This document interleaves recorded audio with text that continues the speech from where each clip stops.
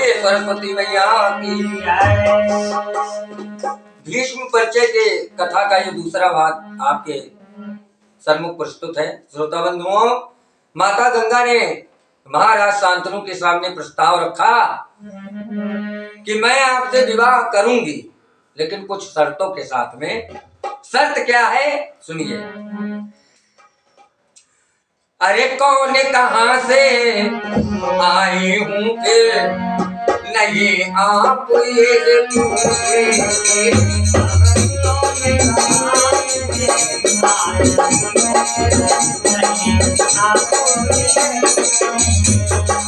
मैं कौन कहां से आई हूं फिर नहीं आप ये पूछे।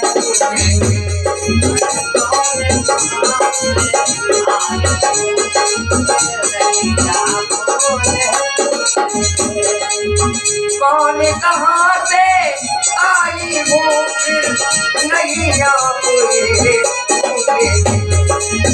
कौन कहां से आई हूँ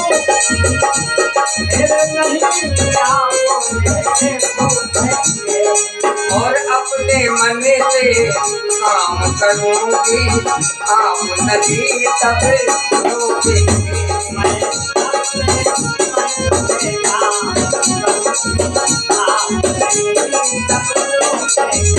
मैं अपने मन से काम करूंगी, नहीं आप तब रोकेंगे।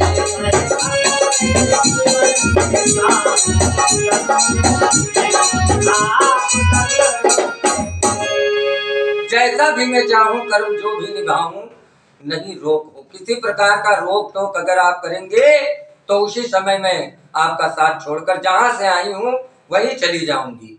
आप मुझसे यह नहीं पूछेंगे देवी तुम कौन हो, कहां से आई हो और ऐसा क्यों कर रही हो। अगर ये शर्तें मंजूर है तो मैं आपके साथ में परिणय सूत्र में बंधने के लिए तैयार हूं। ऐसा शर्त माँ गंगा ने राजा शांतनु के साथ में रखा। तो जब रोकेंगे अरे आप मुझे तब नहीं निकट रह पाऊंगी। जब रोकेंगे आप मुझे तब नहीं निकट रह पाऊंगी। और जब जानेंगे आप मुझे तब डोर चली मैं जाऊंगी।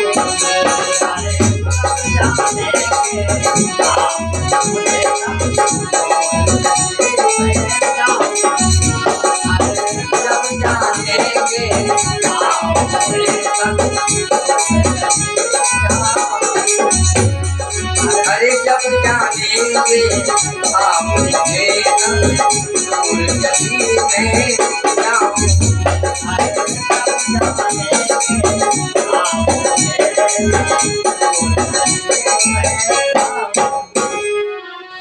इतनी शर्त सुनने के बाद भी राजा शांतनु माँ गंगा के प्रेम के वशीभूत होकर सारी शर्तों को उन्होंने मान लिया। तो मान लिया सब शर्तों को, अरे मान लिया सब शर्तें इनकी, वरण इसी से कर डाला। मान लिया सब शर्तें इसकी और वरण इसी से कर डाला। मान लिया शर्तों को और वरण भी कर लिया, लेकिन कुछ जिज्ञासा मन में राजा शांतनु के हृदय में बनी रही।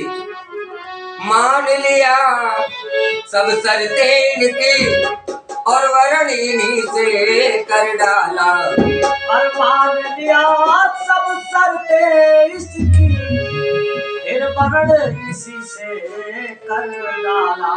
पर जिज्ञासा बनी रही, अरे पर जिज्ञासा बनी रही, ये कौन कहाँ की है वाला।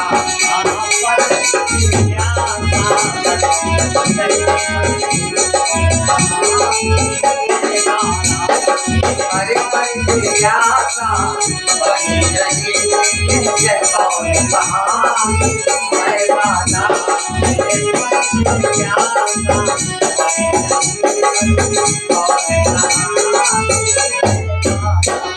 पर मन में जिज्ञासा बनी रही कि आखिर ये बालक कौन है, कहाँ की है, कहाँ से आई है।